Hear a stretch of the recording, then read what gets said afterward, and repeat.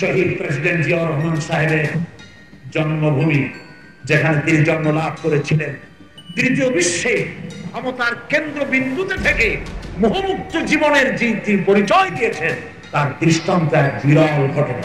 একজন সামরিক শাসক সামরিক ফরমান জারি করে দেশে গণতন্ত্র ফিরেছে, পৃথিবীতে এই নজির নাই যেটা জিয়াউর রহমান করছেন।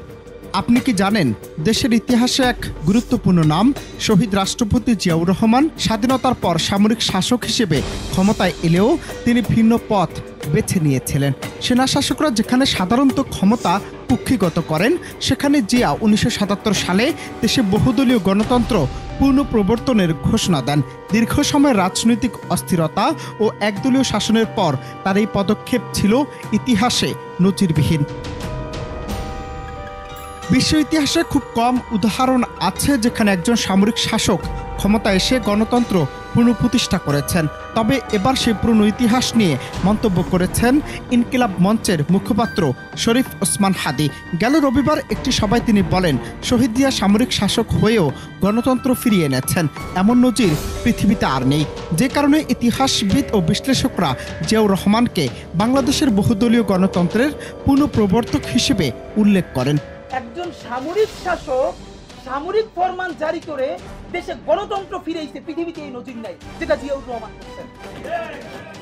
আপনারা কি জানেন এই যে জিয়াউর রহমান গণতন্ত্র ফিরাইলেন, যার মাধ্যমে আওয়ামী লীগ রাজনীতি করার সুযোগ পাইল 22 সালের পর, সেটা কিসের মধ্য দিয়ে? তখন তো সংসদ নাই, সংবিধান তো সংশোধনও করা যাইতেছিল না।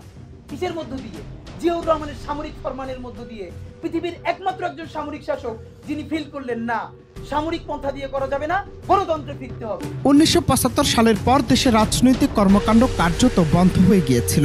আওয়ামী লীগের নেতৃত্বাধীন বাকশাল ব্যবস্থায় সব রাজনৈতিক দল নিষিদ্ধ হয়ে একদলীয় শাসন ব্যবস্থা চালু হয়। সে পরিস্থিতিতে ক্ষমতায় আসা জিয়াউর রহমান প্রথমে জাতীয় রাজনীতিকে নতুনভাবে সাজানোর উদ্যোগ নেন। তিনি বিভিন্ন রাজনৈতিক দলকে কার্যক্রম চালানোর অনুমতি দেন এবং রাজনীতিবিদদের জন্য দরজা উন্মুক্ত করেন। ফলে আবারও রাজপথে রাজনৈতিক কর্মকাণ্ড শুরু হয় এবং জনগণ নতুন করে রাজনৈতিক প্রক্রিয়ায় অংশগ্রহণের সুযোগ পায়।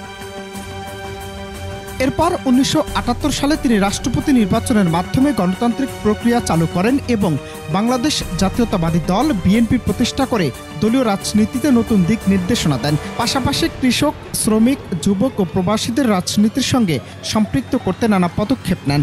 তার আমলে বহু রাজনৈতিক দল ফিরে আসে এবং সংবাদপত্র মত প্রকাশের স্বাধীনতার আগের তুলনায় অনেক বেশি বিস্তৃত হয়। তার এই পদক্ষেপ শুধু বাংলাদেশের রাজনীতিকে নতুন জীবন দেয়নি, বরং বহুদলীয় গণতন্ত্রের পথ চলাকে আজও দেশের রাজনৈতিক ইতিহাসে এক অনন্য মাইলফলক হিসেবে চিহ্নিত করে রেখেছে। অনন্ত হাসান মাসুদ, বাংলা টিভি।